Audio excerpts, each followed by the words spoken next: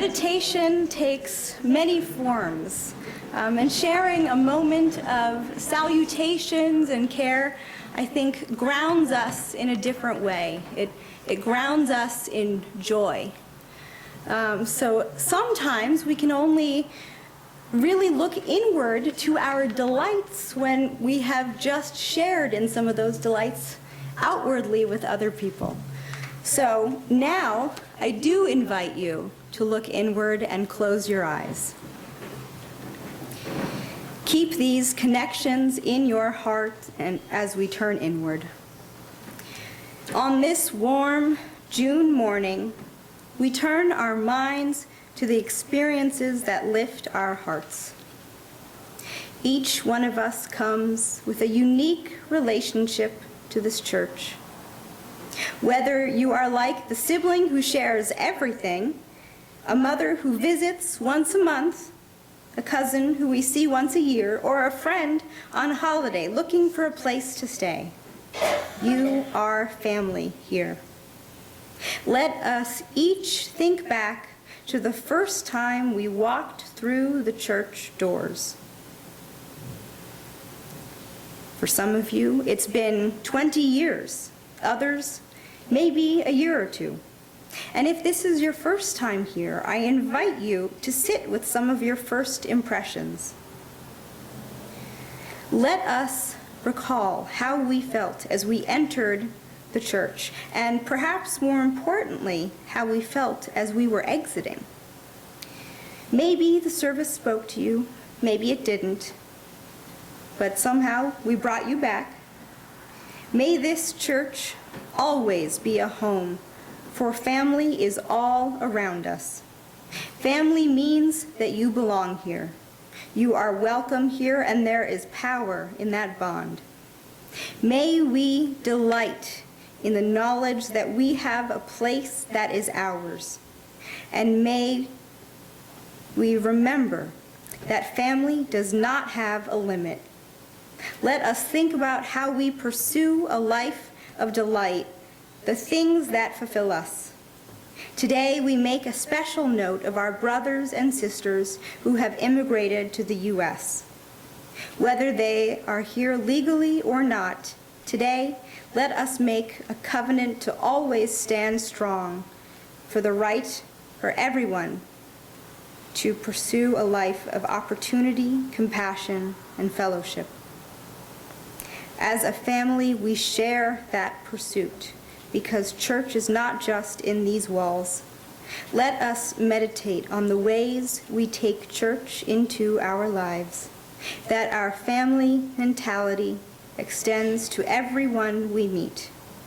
May everyone that comes to our church be forever welcome here, and may everyone we meet be welcome in our hearts. Let us be silent together.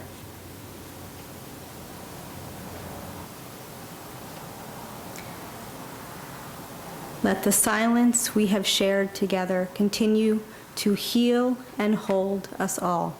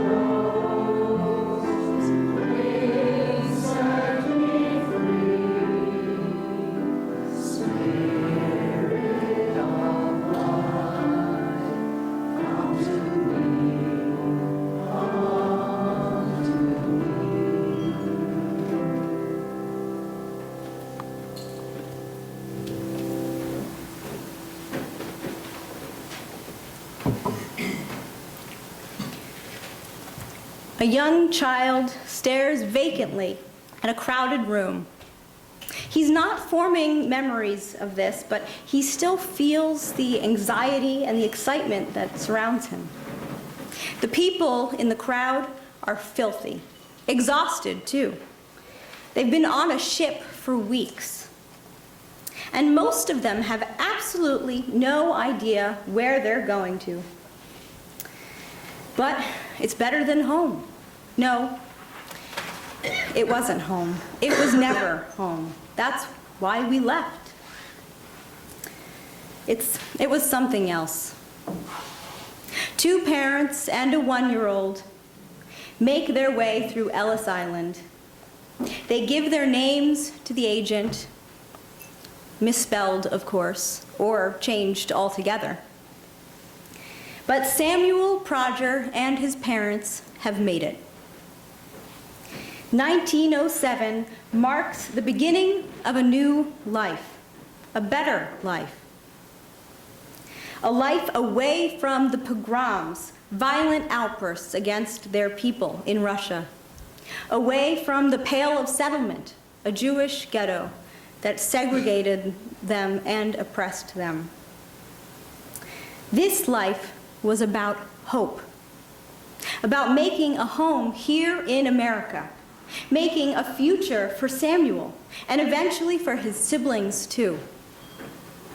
Despite a sizable Jewish population in New York, that was not the destination that Samuel's parents had in mind for the long run. After a year in New York, they decided to move to Atlanta, where a distant cousin was waiting their arrival. And even though they stood out as Jews in the South, they had given a life of endless possibilities to Samuel. Samuel Prodger was my great-grandfather. We called him Papa. Even though I never knew him, I heard so many wonderful stories from the great matriarchs of my family. And I've always felt like Papa epitomized the American dream, although I have to be honest, there was nothing typical about him. In his teen years, he was a renowned violinist. But he decided ultimately that that was not the vision that he had for himself. So instead of playing music, he went to Emory College and med school, and he became a doctor. He and my beloved great-grandmother, Evelyn, moved to Boston. And Tufts Medical Center, Papa's hospital for decades, now has a building named after him. Not for his wealth, but for a life of healing. I could spend the whole sermon talking to you about my great-grandfather and his life, because it truly was one of the most interesting lives you'll find. But gushing about my great-grandfather is not the point that I bring to you today. And I don't think it's the point that he would want me to make. The point is that Papa lived the American dream. But I think this dream is a bit more complex than we realize. Papa's parents took a risk in leaving Russia. They came to America destitute, with only hope and the name of a distant relative to guide them. But they created a grocery store business and saved enough money to give Papa every opportunity he could ever have asked for. All because his parents had a dream, and America, their dream, matched his parents' dream. 1907 ended up being the busiest year in Ellis Island. Over 1 million immigrants made their way onto American soil. Some with greater success than others, but the American dream wasn't just a fevered wish. For many, it truly was possible. And that's the way that we conventionally think about the American dream, right? The story of from rags to riches. Anything is possible. But I think if we look closer to the American dream, that's only the first step. In religious education, both here at UUCC and at First Unitarian, we start the children's chalice lighting with these words: "Life is a gift for which we are grateful." Life is a gift to be received with gratitude. And this is essential because it leads us to the implicit part of the American dream. That if we truly honor what this country stands for in theory, the ideals of life, liberty, and the pursuit of happiness, then the greatest way to honor that gift we've been given is to extend that gift outward. And this is where we find a Unitarian Universalist dream in the process. Because a UU dream is a country that's not only home to all, but sanctuary to all. Citizens, residents, visitors, friends all find refuge here.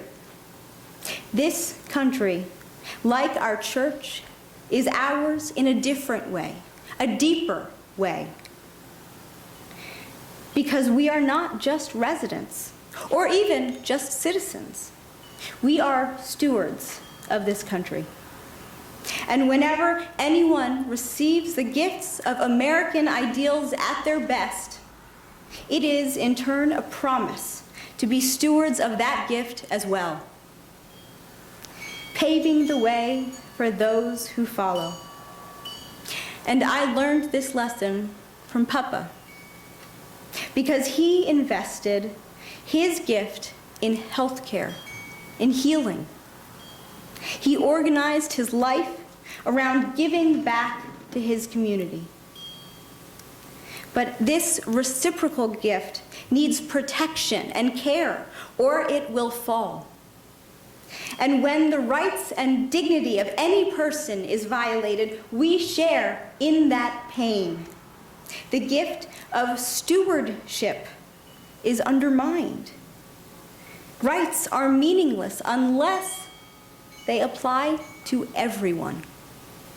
And it breaks my heart that so many who received the gift of sanctuary and freedom do not guard those ideals, or accept the beautiful compliment that we receive from our friends who wish to join us in this life of gratitude and opportunity. But this is where we come in. Our job is to say that we will never stop fighting for complete equality of opportunities and the right to be here. To be stewards of freedom and sanctuary unconditionally, and help guide others to guard these ideals. Because the dignity and worth of every human does not have an exclusion clause. So what exactly does this mean for us here in Canandaigua? Are we going to see to the destruction of all of the oppressive forces against immigration? Probably not. But we do have a pivotal role to play, and that's because of our relationship with farm workers and expanding their rights. Our primary connection to immigration in Canandaigua is through the migrant farm labor population. But what makes this such a special opportunity is that farm work is itself stewardship of the earth and of our country. And it is right here in our backyards. And for some of the migrant workers in our area, they are already participating in the act of giving back, but without being welcomed into fellowship with upstate New York or the country. For us, it's fellowship that is vital to our stewardship. This country is sacred only if it truly is a sanctuary to all. And we are only safe in this space if we put a piece of ourselves into it. And something else about farm work strikes me in this conversation about stewardship and the American dream. Farm labor is perhaps the greatest metaphor there is to explain the essence of the American dream. Our imprint is forever in the nourishment process, marked not just that we were here or that we were even given sanctuary, but that we nourished the land, nourished our friends and neighbors because of our hard work. And in doing so, we nourished the country. And the same holds true for immigrants today. Before you get bogged down by some of the abstract, I should note that there is clear and concrete action that we can take on this front for us to give back, action that you will hear more about at the end of this service. And this action is tied to our stories of immigration, because our action is a continuation of those stories. Most of you have probably heard of Cesar Chavez, but I think his story is really vital for us as we make our way into justice for migrant workers. Chavez did extraordinary things for migrant workers' rights, especially in California. His grandfather had escaped slavery in Mexico and was able to settle down in Arizona.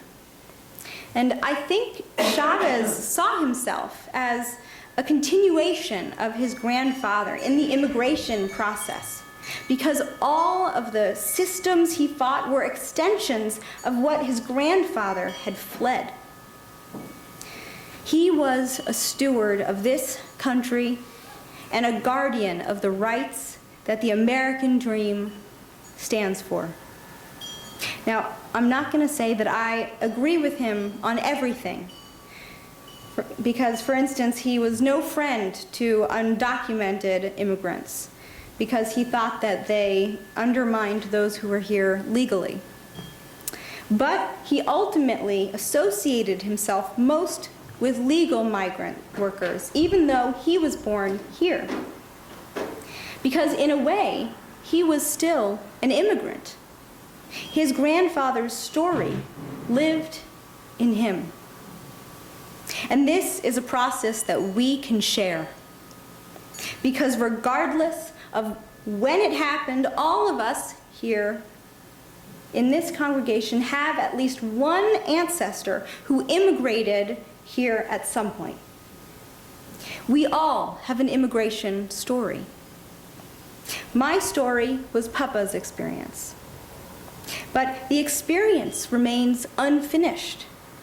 I am so grateful to Papa for coming here and making a wonderful life for himself and for his family. And I'm probably even more grateful to this country for making that a possibility. But the story of my immigration can't end with Papa.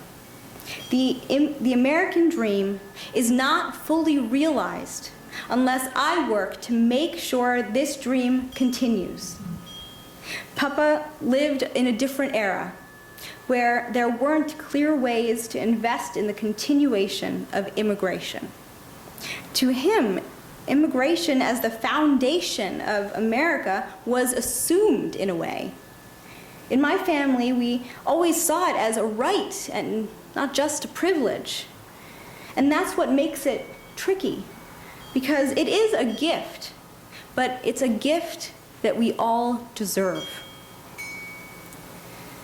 We continue the immigration of our family by working with our brothers and our sisters who are immigrating today. What I take from my great-grandfather is that the immigration process isn't over. I keep Papa's legacy alive by passing on the gift that was given to Papa. Sadly, many of the things that Chavez fought for in California are still missing in the state of New York. So we here in Canandaigua are called to invest in immigration as the staple of stewardship and the foundation of this country. We are guardians of the cycle of immigration because that is how the American dream and the ideals it espouses is realized. Because without continual immigration and without honoring it as our foundation, we lose our identity. Liberty and the pursuit of happiness fall by the wayside.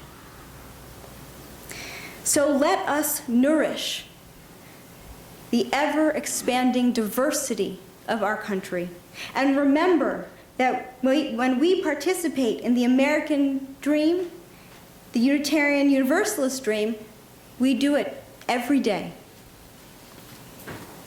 Because we are still participating in our own stories of nourishment, of giving back.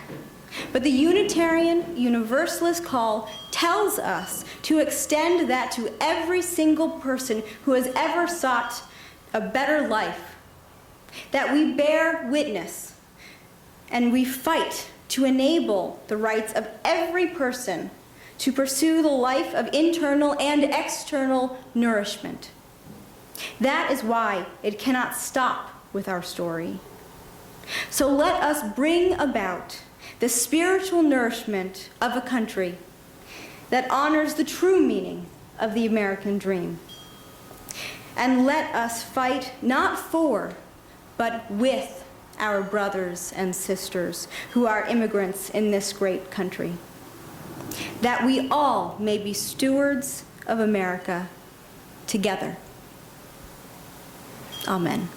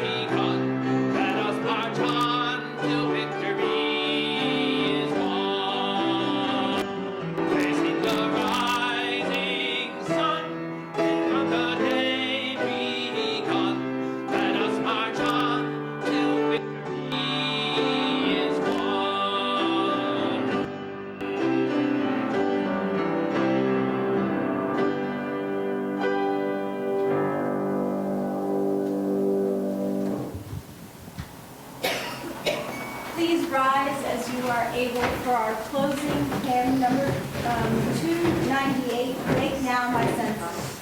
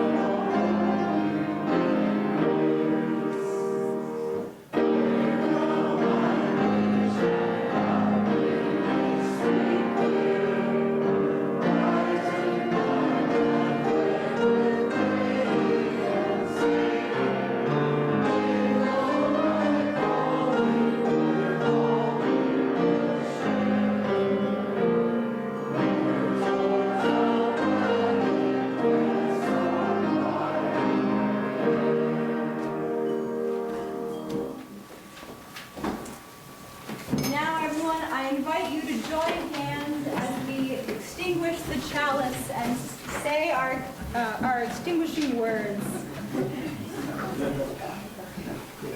We extinguish this flame, but not the light of truth, the warmth of community, or the fire of commitment. These we carry in our hearts until we are together again.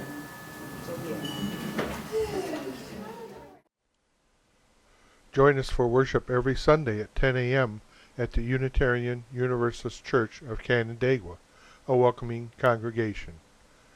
We are located at 3024 Cooley Road, 4 miles west of South Main Street, Canandaigua, just north of the intersection with Routes 5 and 20.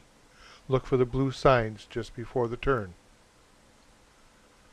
Your comments about this program or questions about the church are welcome at 585-396-1370 or at our website, www.canandaiguauu.org. Producer and editor, Daniel Brigham.